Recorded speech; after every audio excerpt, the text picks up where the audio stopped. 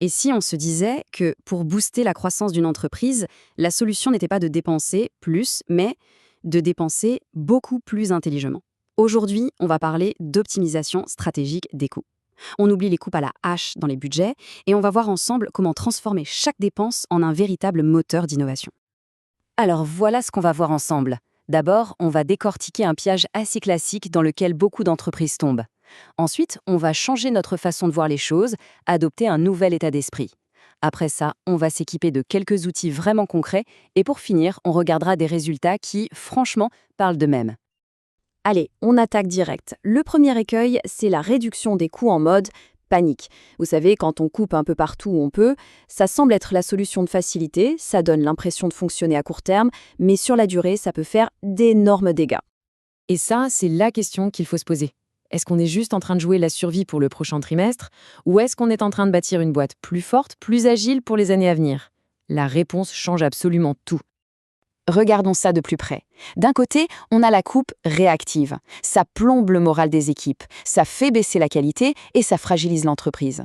Et de l'autre, l'optimisation stratégique. Là, on libère de l'argent pour innover, on rend les choses plus efficaces et surtout, on blinde son organisation pour l'avenir. C'est le jour et la nuit. Bon, alors, comment on passe de la première colonne à la deuxième?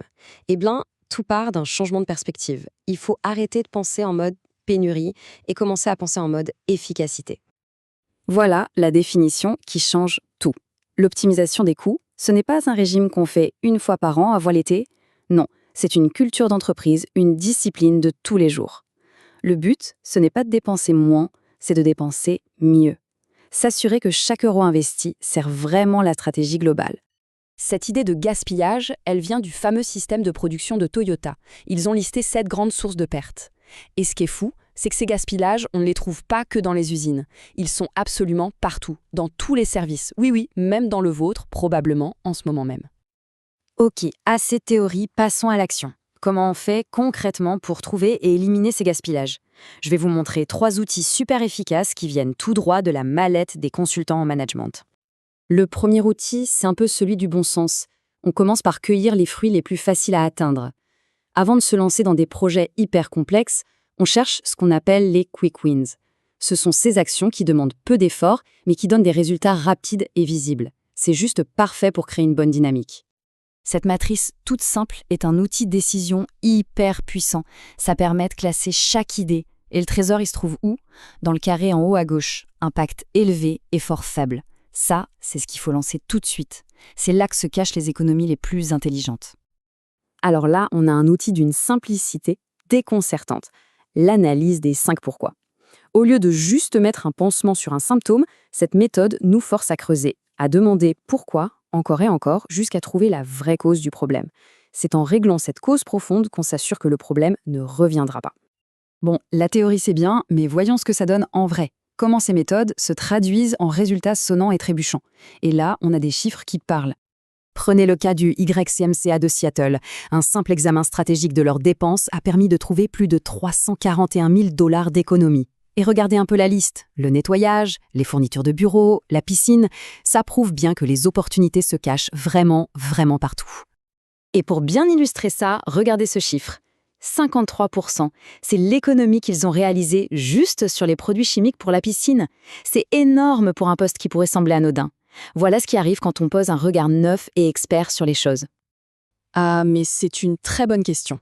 C'est bien beau de parler des fournitures de bureau, mais qu'en est-il du marketing? Un budget qui est souvent vu comme une sorte de forteresse intouchable.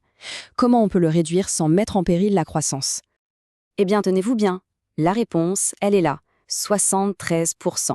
C'est le pourcentage complètement fou d'économies réalisées sur l'impression marketing pour un cabinet de recrutement. Oui, vous avez bien entendu, 73%. Et ça, ce n'est pas une estimation en l'air, c'est une citation directe du directeur financier de l'entreprise en question. Il confirme non seulement le chiffre, mais aussi l'impact énorme qu'une telle économie peut avoir dans son secteur. Alors, c'est quoi le secret? Comment ils ont fait? La clé, c'est qu'ils n'ont pas juste cherché le fournisseur le moins cher. Non. Leur objectif stratégique, c'était d'obtenir une certification environnementale, la fameuse ISO 14001. Ils ont donc cherché un partenaire qui répondait à ce critère. Et en faisant ça, Non seulement ils ont eu leur certification, mais au passage, ils ont réduit leurs coûts de 73%. C'est ça l'essence même de l'optimisation stratégique. Cette citation de Steve Jobs, elle résume tout parfaitement. L'optimisation stratégique, c'est savoir dire non à des milliers de dépenses qui n'apportent pas de vraie valeur, même si on en a l'habitude.